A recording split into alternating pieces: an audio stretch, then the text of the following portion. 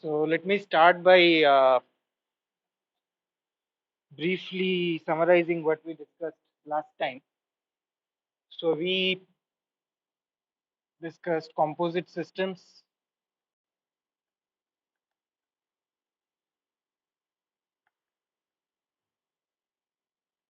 partial traces,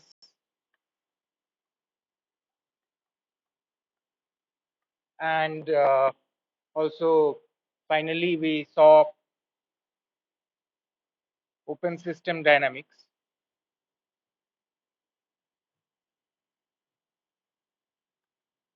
So here we saw that a composite system density matrix can be written in two ways. One could be a product density matrix where uh, the two parts of the density matrix or the two states that are producted to density matrices, they don't have any correlation.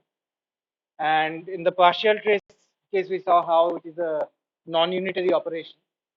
Finally, coming to open system dynamics, we studied this Krauss operator sum representation, where reduced density matrix of a part of the system, or rather, which we call system, and the other part we call reservoir,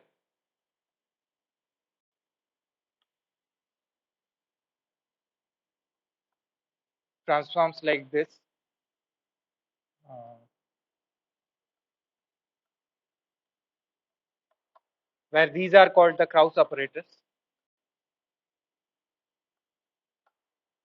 And so if we wanted to preserve the trace of the final density matrix as well, then it became the condition came out to be this, where again these are related, these are carrying the times. And these operators, if there is only one of such operator, then the sum goes away and this become unitary operators. However, due to this condition, however, if there are more than one operator and then this transformation is not a unitary transformation in general. So a reduced density matrix, this is a non-unitary dynamics.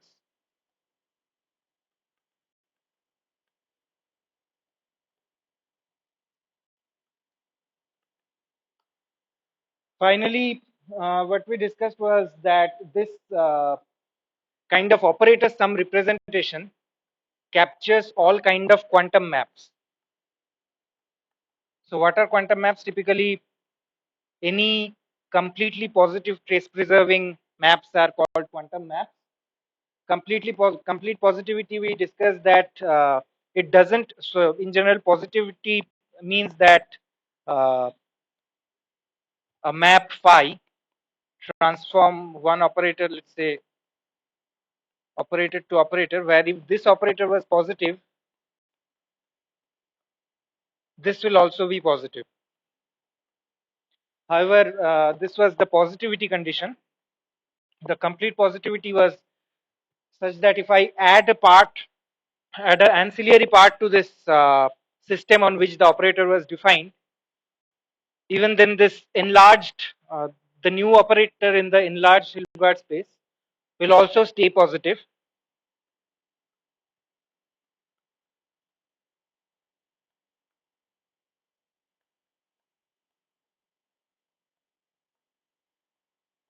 We need such a map that this map also changes this kind of positive operator to this another positive operator. This is called complete positivity, and this we talked about this theorem which said that Krauss OSR is possible for or possible if and only if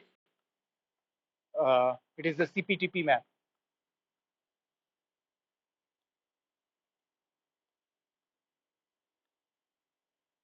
For an example where an operator or a map is positive but not completely positive, we uh, briefly talked about this partial transpose map, which just acting on this kind of operators will change ABCD kind of matrix to ACBD, where the determinant is again conserved. Determinant doesn't change under this kind of transposition. However, if we introduce something like this operation, uh, then if this acts on a part of this matrix, then one can show that this will not be, I mean, uh, not preserve the trace or give rather negative eigenvalues. It says that it is not completely positive. And so partial transpose was an example of an operator which was positive but not completely positive. Uh,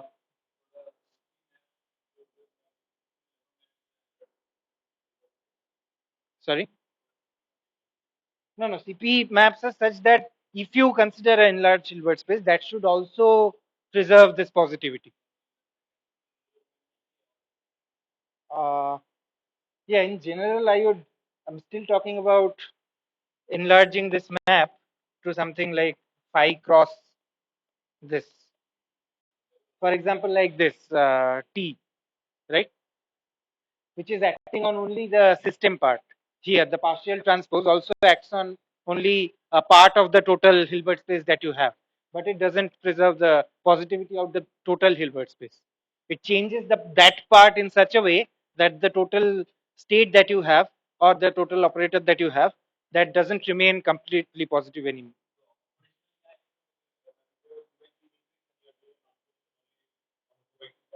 Yes.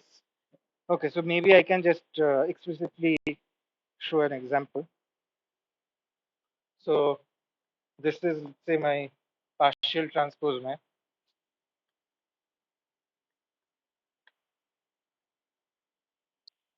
It is positive because it can, again, what I said, the determinant doesn't change for a part of the system. But if we do it in this way,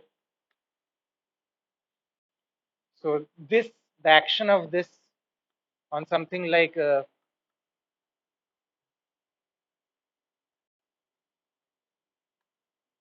where this define my system part and on which this part acts, and this, let's say, is the R part, then acting on this, it will give me, this will just transpose this part.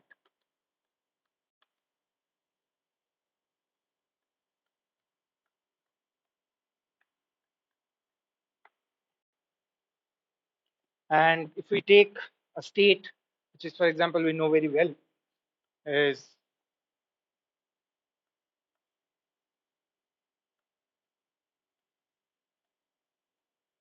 the Bell states,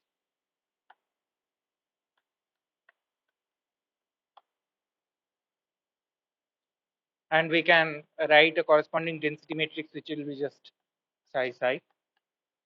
So when we act TP on this row,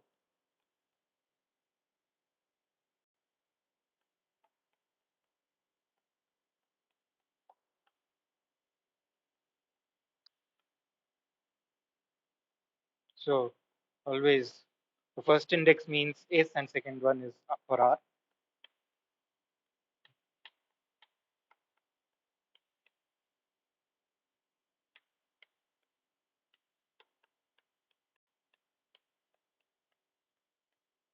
If we act in this way on these elements, it will find is the end product will be this.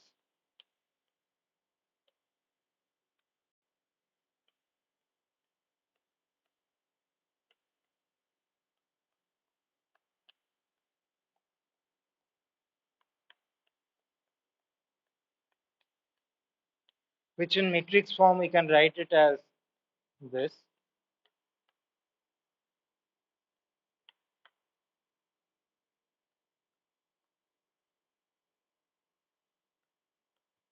And if you compute the eigenvalues of this matrix, you'll find they are just three of them are half, half, half, whereas one of them comes out to be minus half. So this minus eigenvalue corresponds to this being not completely positive anymore after the operation with this.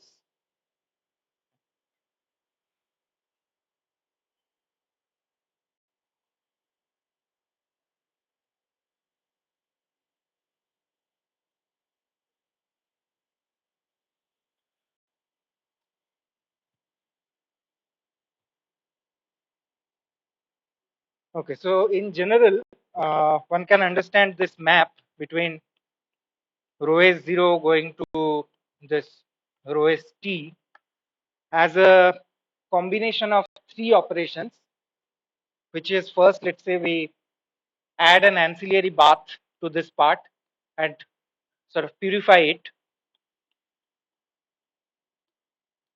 As we discussed, there was a crucial assumption that in the initial state we want this total density matrix to be in a product form, so uncorrelated form. Then we can unitarily evolve this, which will simply be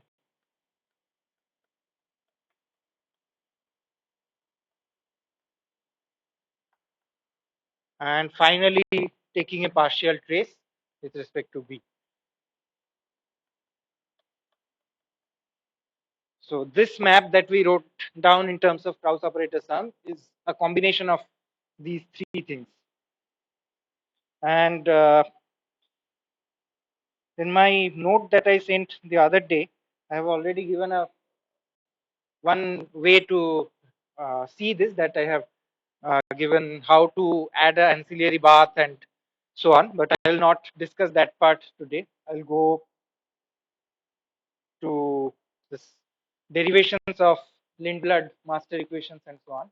This is the general map, and so since we discussed this is a CPTP map, which contains, so if there is only one Krauss operator, it also can address unitary dynamics. Then it can address measurements as we discussed the last day, and finally the open system dynamics.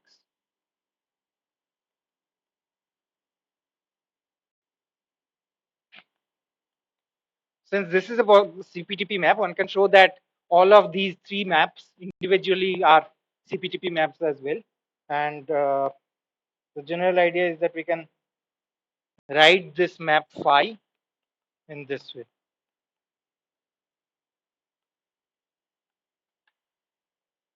where each of these are CPTP maps. One can show them.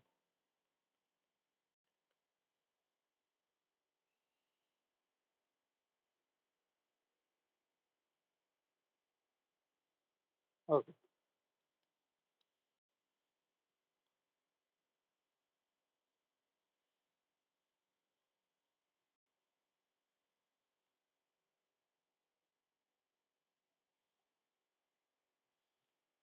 So I mentioned that it is crucial to consider factorization of density matrix into two product density matrices in the initial state. So there's a way to see this, how this becomes crucial. So for example, we wrote down this Krauss operator sum or derived the sort of the Krauss operator sum representation last day. So what happens if we start with a density matrix, which is not such a product density matrix? So we have to write the general density matrix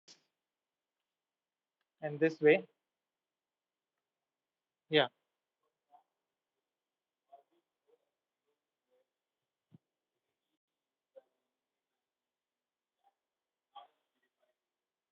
So yeah, so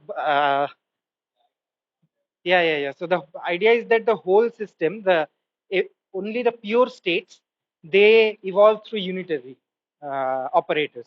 And if we, let's say, just want to make sure that our pure state is evolving unitarily, and we take a partial transpose of the uh, partial trace, and we get to this define this rho s zero operator, then we want to again map, we want to be able to say that the any operator expectation value is same in the full Hilbert space as well as in the uh, at least any operator in the system Hilbert space only. that expectation value should be same in for the total density matrix, rather trace of this into total should be equal to trace of only OS into rho s. So if we try to make this work, and we have to make sure that then this after taking the partial trace of the full thing, we'll get to that is what we call the uh, system density matrix at time t. That is the way to go about it. So once you try doing that, you will see that this is evolving unitarily. That we know for sure. We know how this is evolving. We do not know how this is evolving exactly. But if we just take traces or partial traces from each of these, we can write down an expression of how these transforms, and that was written in terms of this Krauss operator sums.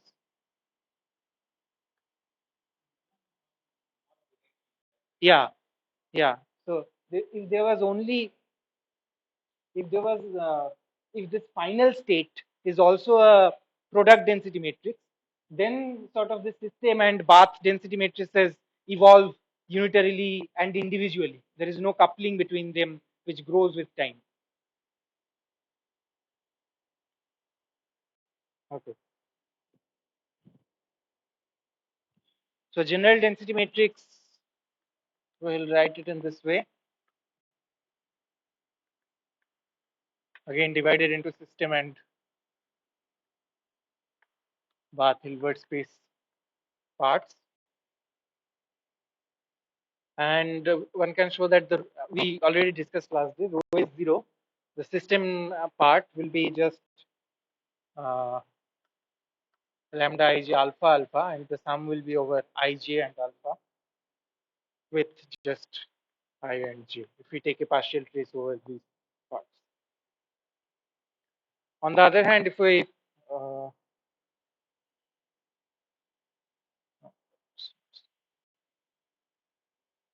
yeah, so we also derived last day that the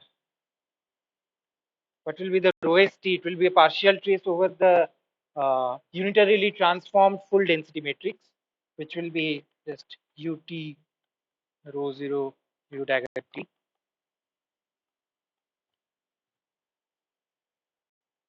which we can, after a little massaging of this expression, we can write it as sum over two expressions.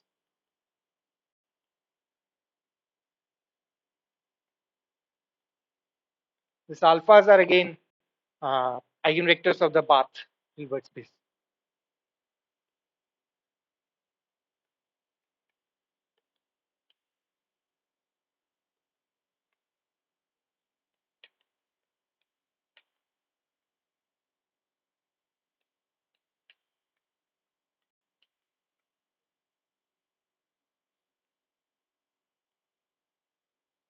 So this term is all right because we can write this as just after taking the this is alpha equals to beta term from this expression kind of, and in that case we can just take this out as rho is 0, but there will be another term where alpha will not be equal to beta and there will be sums over both alpha and beta.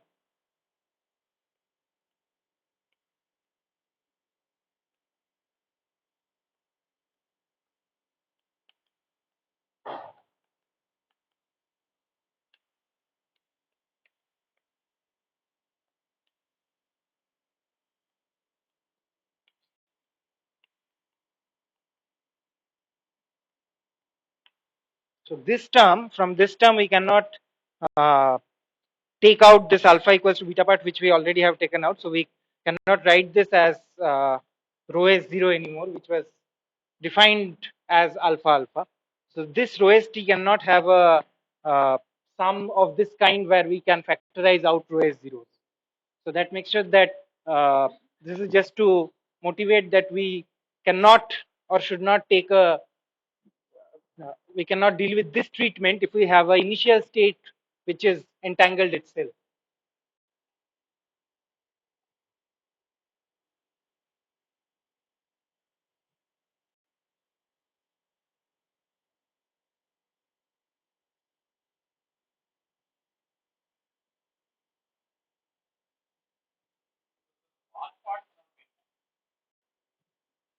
Sorry, no, the system and bath in the initial state, I have a sum over everything. So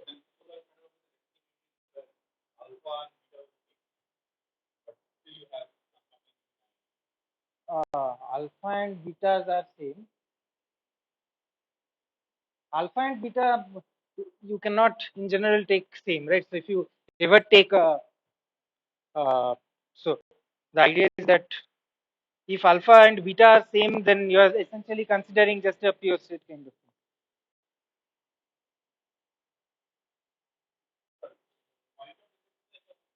The point of this exercise was that I cannot factor out a rho is 0 and write it in this fashion, that k alpha rho is 0. So if you remember, we previously defined these things as our k mu alpha. So we, and then we, there was sum over mu and alpha both, which we ultimately took a sum over, redefined this thing and this. So to be able to write this as a operator sum representation, Gauss operator sum, we need to be able to factor out row as zeros. For example, what we could do in the first term of this sum for alpha equals to beta. But the second term we cannot ever factor out. This is not row as zero actually.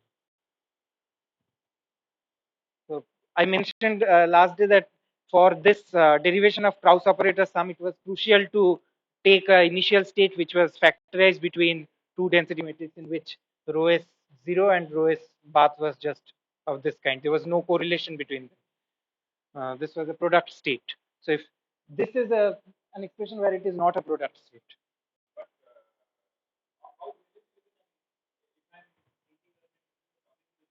Hmm.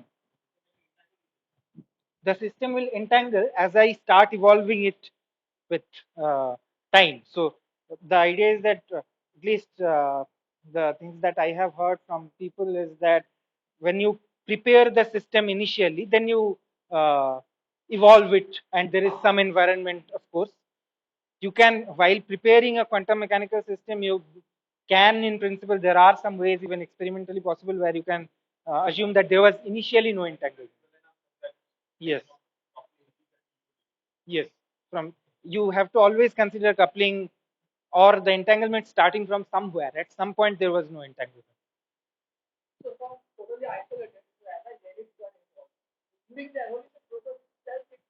It will pick up entanglement because let's say the Hamiltonian under which it evolves is has a HS HB part. If the Hamiltonian was just this, it will still because it will be something like this. IS cross this, then this will this rho s part and rho b parts will evolve for themselves, and there will be no entanglement.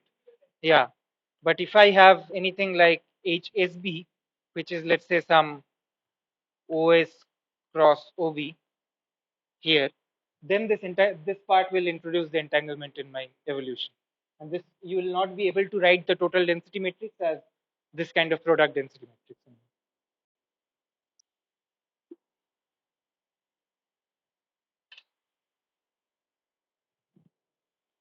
Okay, now we will see sort of a, we'll try to derive this dynamics of or non-unitary dynamics or this, or try to know about this map a little better, and we'll try to derive something that dictates this map a little better. That is called the Lindblad equation. We'll see two derivations. One is microscopic derivation, and another one, the first one that I will do is short time expansion of the quantum map that I was discussing. This equation is also called GKSL equation, where it's not just Lindblad, but Gorini, Kosakowski, and Sudarshan, and Lindblad, so four people. And the question we want to ask is basically if we know that a Hamiltonian generates for us, so generator of unitary evolution.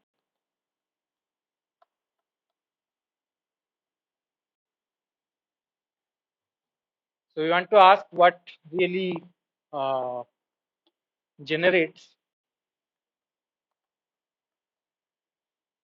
open system non-unitary dynamics. What is the generator of this dynamics?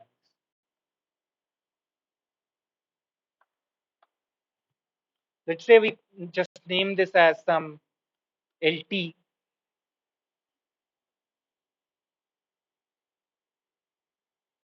which we'll call Lindbladian, or more generally from our previous knowledge, we can also call this Liouvillean. And primarily, we'll derive this for uh, very short evolution times.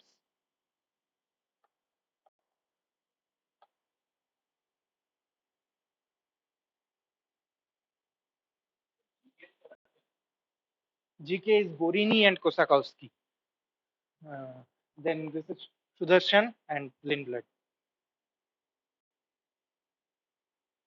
So we'll start from t equals to 0. We'll make a Taylor expansion around t equals to 0. So you can write, let's say, at dt time, and just expand this.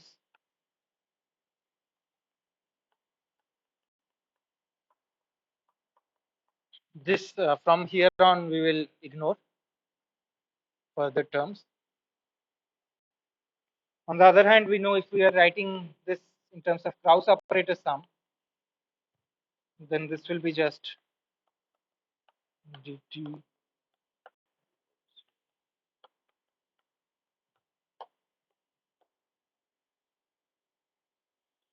So what we want to do is we want to find k alphas such that this matches with this expression until up to order delta t.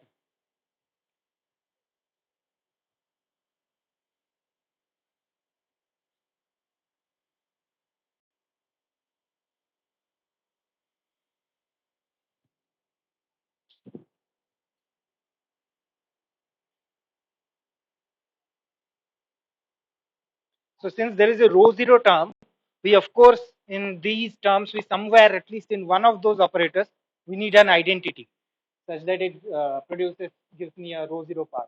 So let's consider for the k zero operator, if we write this as some I plus L0 dt. L0 is some operator apart from this part, and again we are considering expansion up to first order in dt only.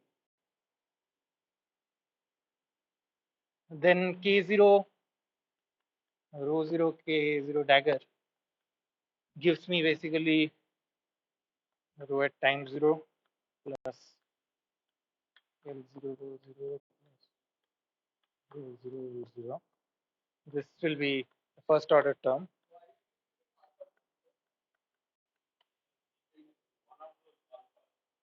No, no, there will be a sum over this alpha starting from 0 to some, but one of those alphas we can take to give us some identity factors as well, such that I get out this rho 0 part.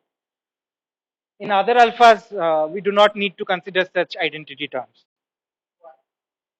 We have already got rho 0 term.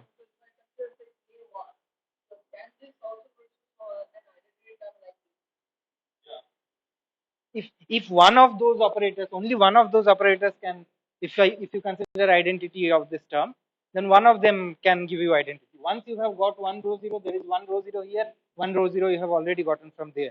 From other sums, you cannot get any other. Okay, but this will again ignore. But this part is not all the dt terms that are present here. We need to consider other dt terms, some for other k1, k2, etc. operators. So let's consider this kind of thing.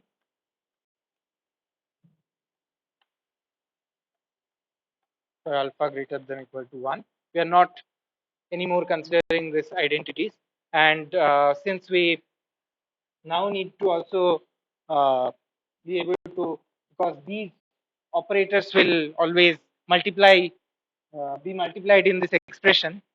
So to get a ordered dt expression, I write it in terms of square root of dt, such that k alpha from these k alphas, when you take rho 0 k alpha daggers, I'm only trying to get, let's say, ordered dt terms. I'm focusing on dt order.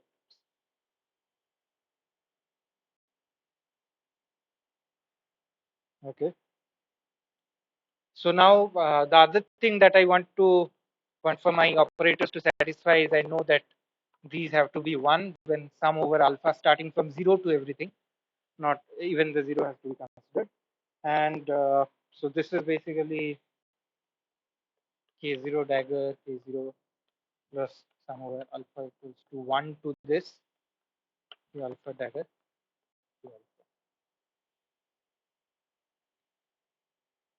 which now I can also write as I plus, again we'll consider expressions up to dt.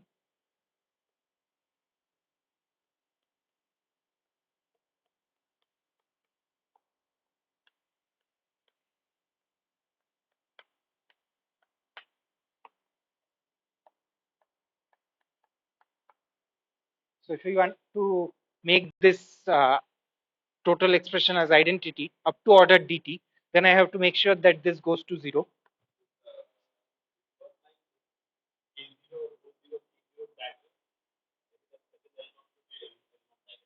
Oh yes, so thank you.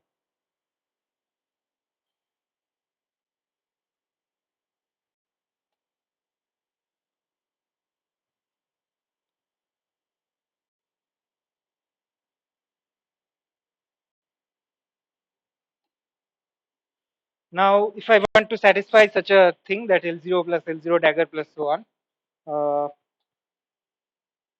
what I can do without any loss of generality is to choose this L0 as a combination of something called, let's say, where both of these are Hermitian. So A equals to A dagger. We know that we can write any operator in this form. And so L0 dagger will be just A plus IH.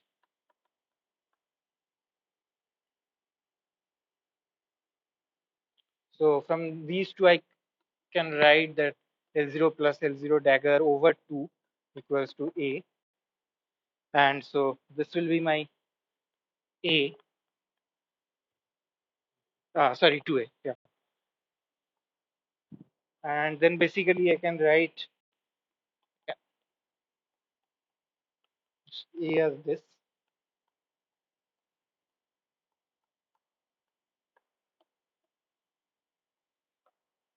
From that expression, that 2A plus that thing has to be 0. And if I use this and now again write down this expansion,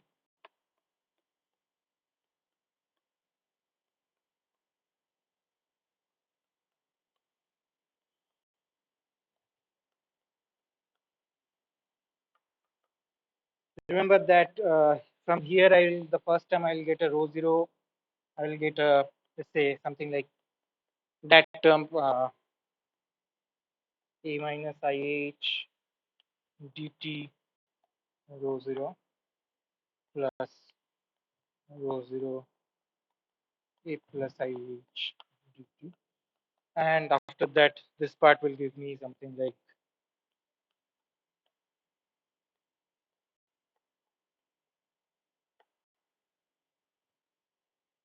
plus some order dt squared terms.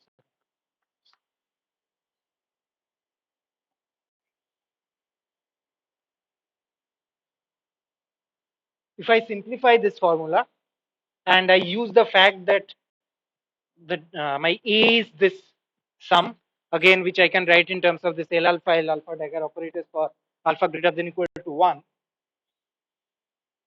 then what it becomes is simply this.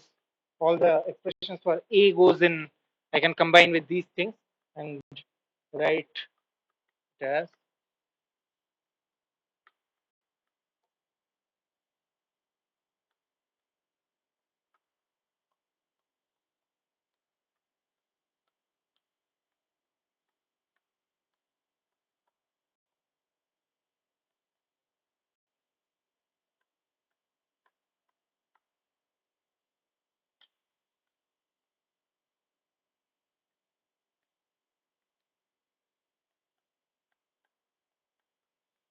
this will come out.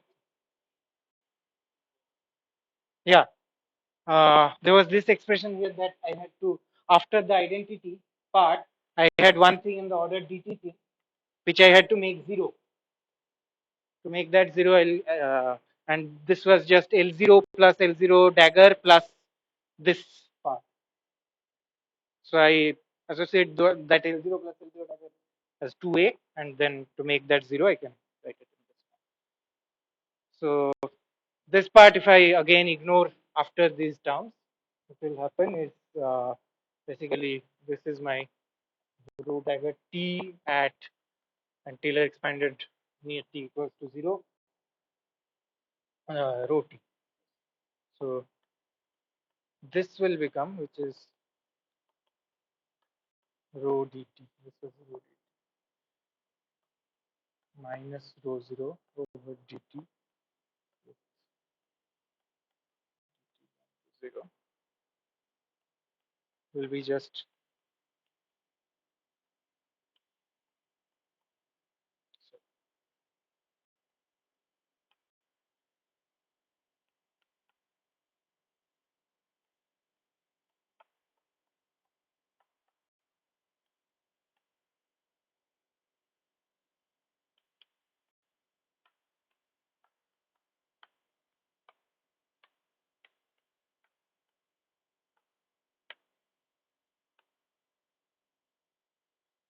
yeah. And this part as, so this is usually known as the GKSL equation or Lindblad equation, but not exactly in this form. I'll discuss something else as well. But essentially, what we'll see when we deal later with exact systems and so on, this H part of the this H of this L0 expansions will be associated to the system Hamiltonian Hs. I haven't done that yet, but we will see another derivation where it comes out to be so. This is a simple way to derive this thing.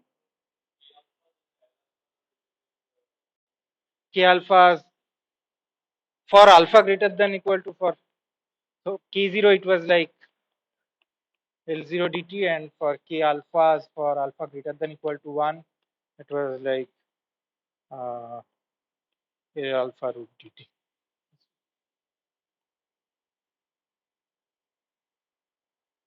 Okay. So this expression, as we discussed, was valid near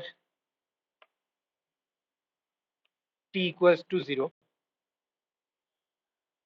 So we are taking t equals to 0 here afterwards. This derivative is taken near t equals to 0. But an extra assumption can be made. Basically, what is made to derive this GKSL equation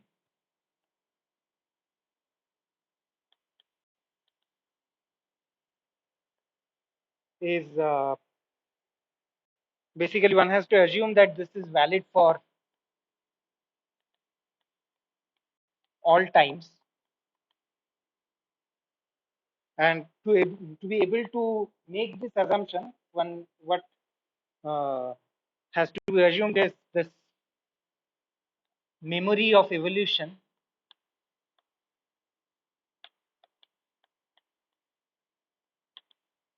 is very short lived, in a way that this evolution resets after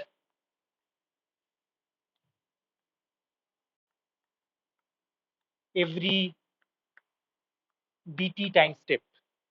So my rho t plus dt only remembers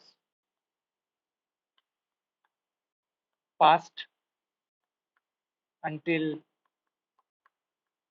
row t, such that this expansion that we made around 0, we can extend it to any time. And another way to motivate this is so Markov. This will be related to this Markovian approximation. Memory effect, whenever we consider such a short-lived memory, is related to Markovian expansion. One quick comment is that to be able to make such a short-lived memory assumption, what one needs to be able to say is that my Bath correlations die out very quickly compared to the time scale where I'm looking at the system evolution. Uh, so by the time I'm studying my evolution of the system, my bath has already relaxed many times, and it is again like the initial bath state that was.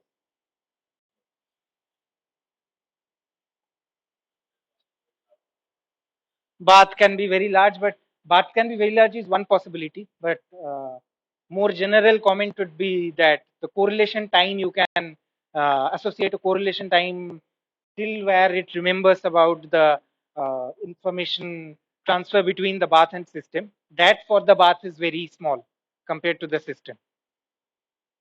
The system being small, it will remember the interaction with bath for a very long time compared to a bath.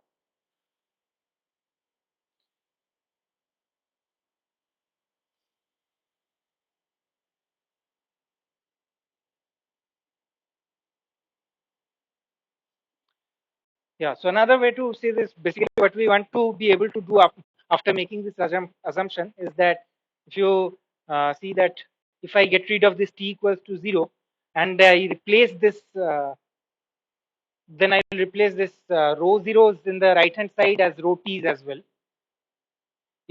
If I was making this at t equals to 0, this expression was actually rho dot 0, and in the right hand side I had this part. If I just focus on this part and forget about the non-unitary part that I have here, then this already we know that the first part that we have is valid for general times as well, which was our sort of Schrodinger equation for a one density matrix in general. So we want to do a similar thing by after making this assumption that we want to get rid of these things, and we want to write this as rho t's such that it becomes a time local equation. Everything in the left and right hand side, the density matrices that we have is defined at time t. It does not depend on the memory of what happened during time 0 to time t.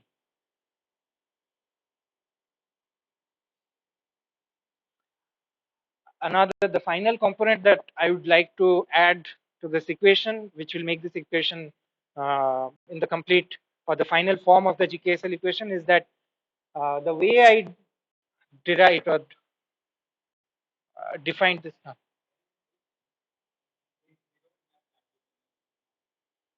Uh,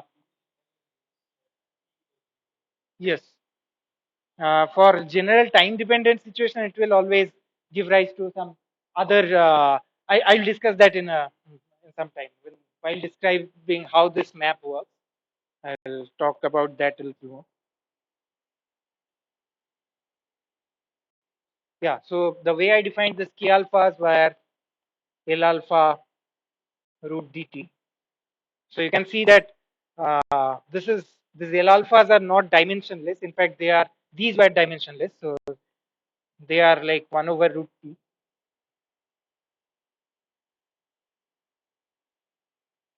Uh, and to make them dimensionless, I can redefine these L alphas as like this thing, where these are again have so gamma alphas are like time.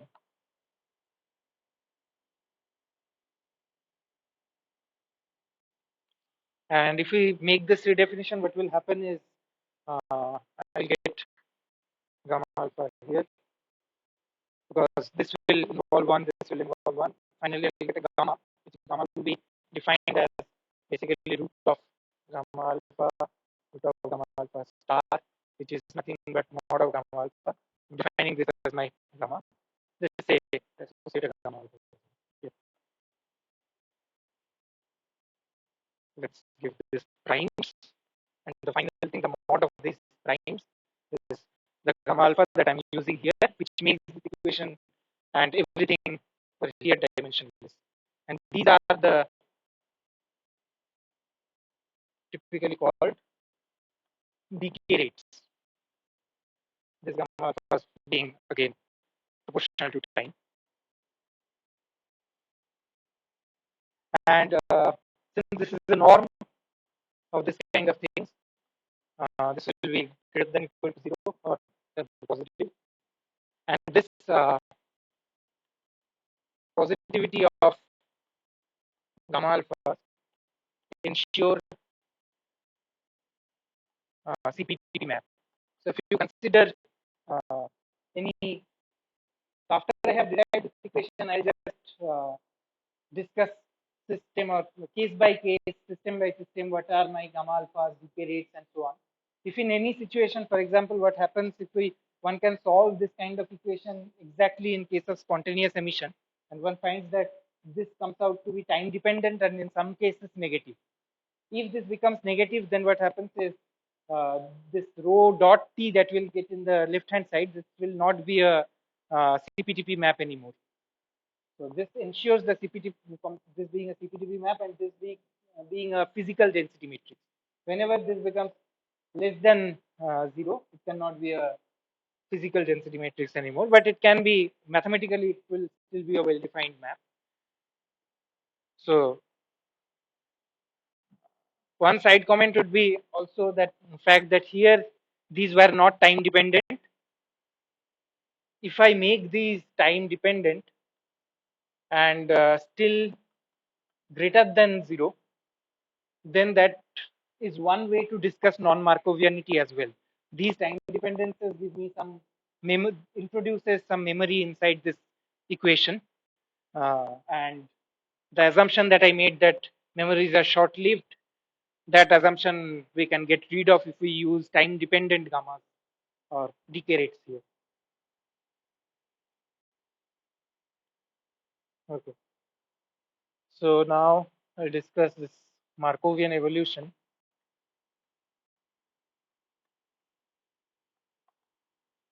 as a one parameter semi group.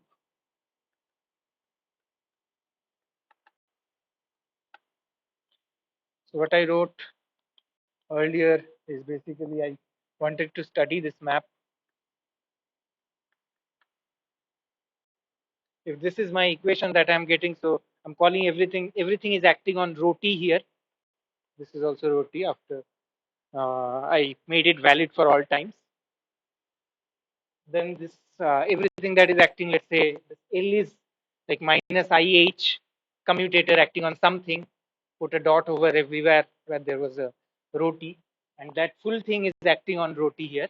I can think of this map as this, and then I can write the solution in this way, which now this is the actual map that relates the density matrix at time 0 to density matrix at time t.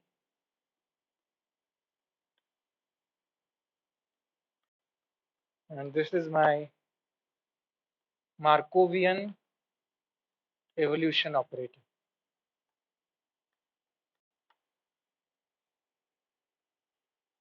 So this forms a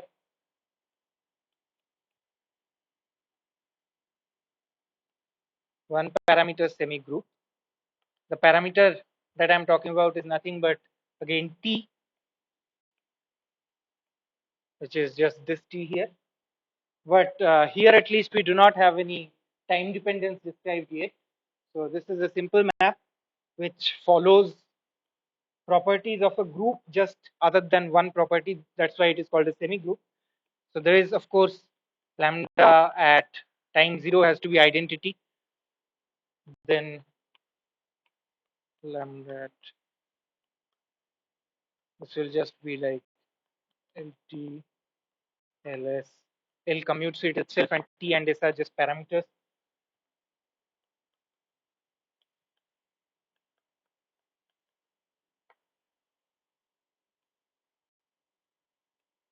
And finally, associativity.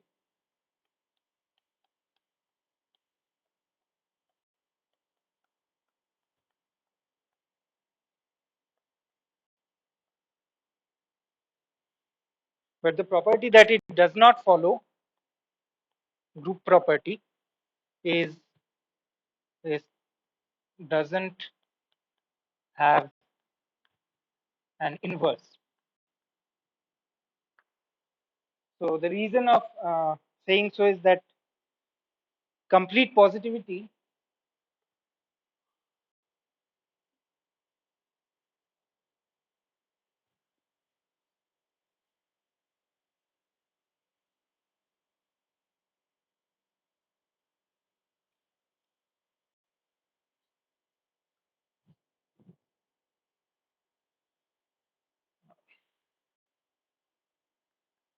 forces this L that I took here, L to have non-positive eigenvalues.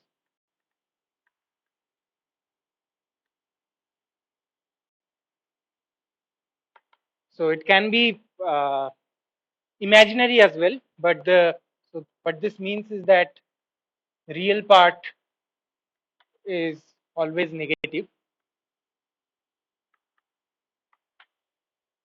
Remember, this complete positivity has to be hold with this e to the power LT thing, not the L thing. So those eigenvalues can still be non-positive. In fact, that is the case. And then e to the power LT, if you see, that in terms of eigenvalues, it will always have a negative real into T with some, again, uh, imaginary of L into T, which will just be a phase to I into imaginary of this. And so this essentially gives rise to something called a, so this makes this map a contractive map, which means that it decays exponentially. Because of this T going to infinity, this will always go to 0.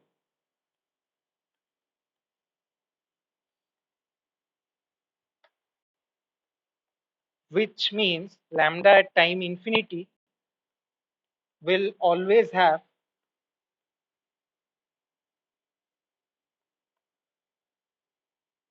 at least uh,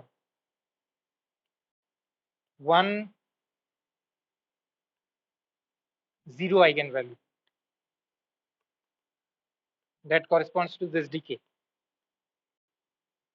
And since this is a one parameter family, I can also, the group has to be defined in such a way, or the semi group has to be defined in such a way that T equals to infinity is also taken care of. And so due to this existence of zero eigenvalue, the inverse of this element does not exist.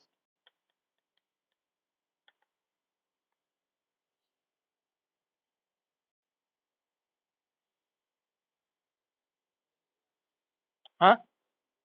Because this lambda thing, due to the eigenvalue, this will have some number, but T going to infinity, whatever it was, let's say the real part, if I take without this phase part, will always go to 0. So this will always, this map will always be at least one, acting on anything will give you at least one zero eigenvalue at T going to infinity.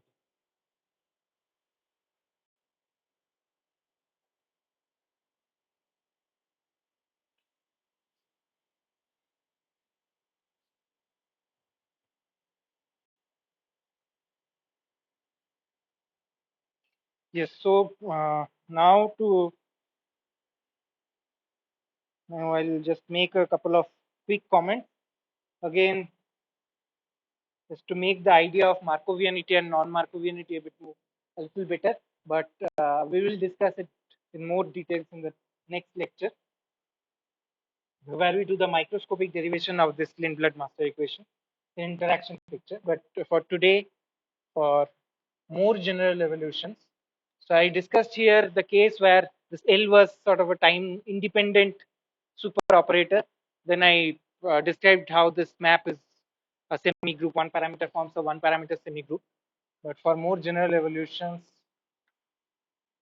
what will happen is my rho s 0 or rho s t will be this, and d rho s dt is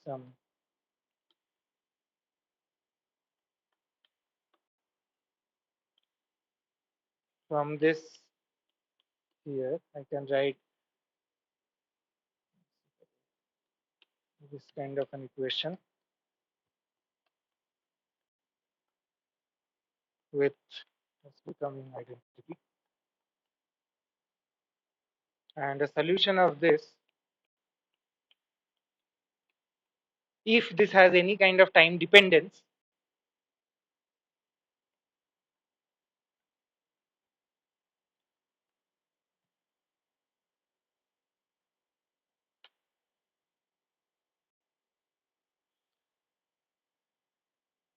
okay, so this is my uh, form of the general, more general map, and even, but this is yet not the most general kind of map that we want to consider. Even this one is sort of time, no, not really time local. This one is, but this one is, let's say, if this was my first map, this is my second step towards generality, and the most general step will be integro differential equation. This is also a kind of such equation, but I'll involve or introduce a correlation kernel as well, which is called a memory kernel, in which case basically uh,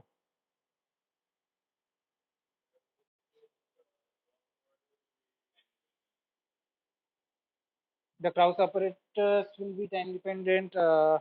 Yep, no, not really Krauss operators, but if you're the final form that you wrote, yeah, if there the Hamiltonian is, let's say, time dependent, either the Krauss operators you can have time dependent, or the final coupling gamma that I introduced. This gamma alphas could also be time dependent. Those are ways to go towards non-Markovianity, considering any kind of time dependence. Yes, that ensures CP, but that not necessarily ensures TP. That means trace preserving. So there is something called CP divisibility.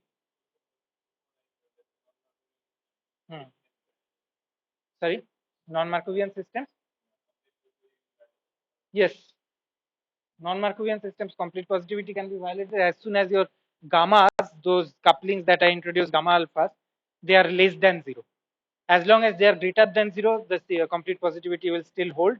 And even it has been proved generally that even the GKSL theorem that any complete positive map is basically complete positive quantum map can be represented through this kind of Lindblad equation that I wrote.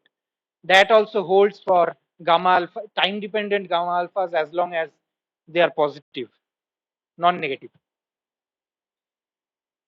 So the most general integral differential equation of this kind that one can write is uh, basically from here what you will get is rho s t or rho s dot t is some dt prime lt prime acting on this rho s t prime 0 to t.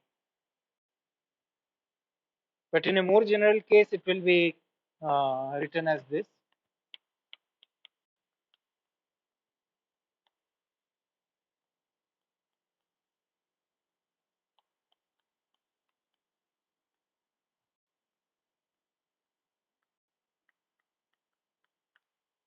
where this particular function is something called a memory kernel, and which tells you how long the correlations between the system and the reservoir lives. And for example, for a Markovian limit, even this you can, in some literature, this is treated as a Markovian limit as well. So in Markovian limit, this k function will be just a delta function.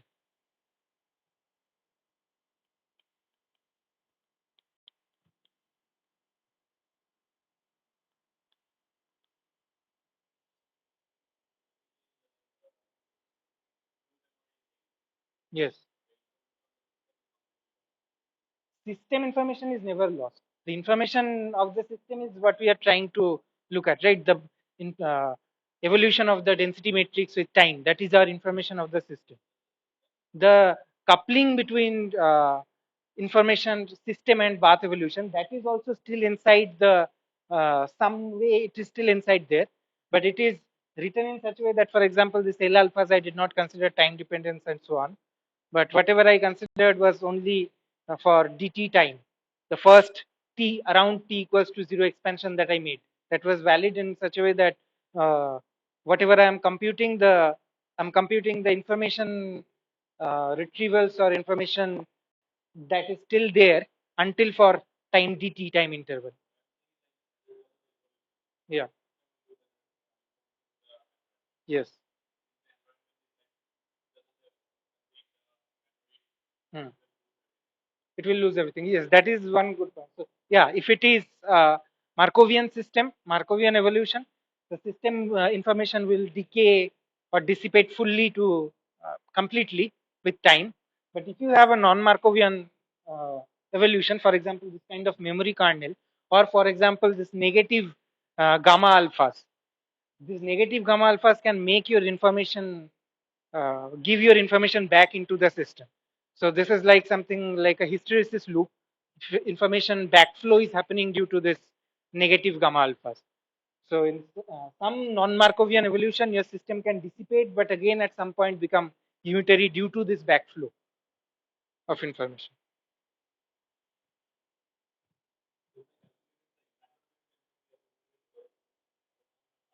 Yes.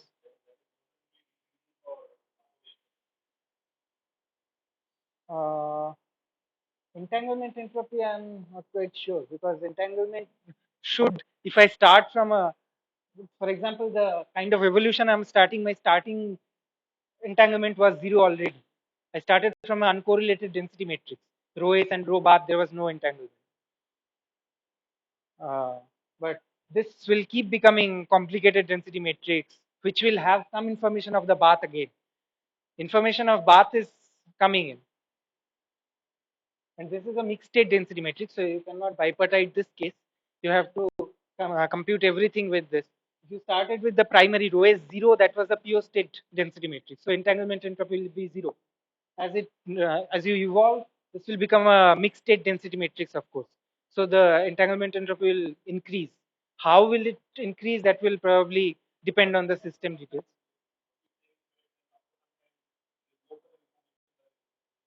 No, this kind of information that he's talking about is different. So the information he's talking about is, yeah, this information means that there is a, what should I say, interaction between system and bath.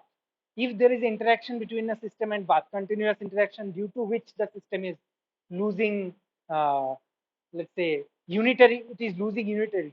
But the dissipation he is saying that will happen, for example, uh, this due to this eigenvalues of this becoming non-negative, the real part of the eigenvalue. So in any case where you have a evolution of this kind, unitary evolution that you had becoming now non-unitary evolution, there you will have a decay effect. But I'm not sure whether in terms of entanglement you can ever write this kind of unitary evolution or e to the power IHT kind of expansion.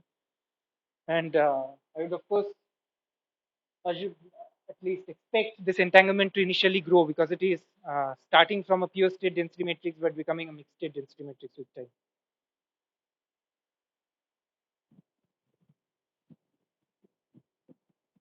Okay, so maybe Let us stop at this point today and we will discuss the microscopic. Yeah.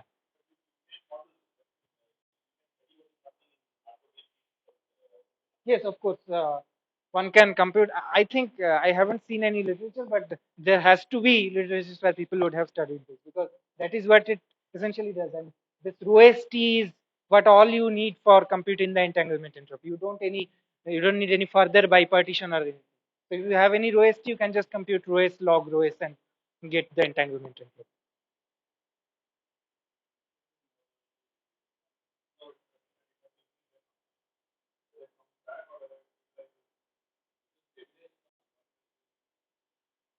Yeah, I think from our complexity result as well, it will stabilize at some maybe constant value after some point. Whether it will come down to zero, I'm not sure because as long as um, until it loses all the information, I'm not sure.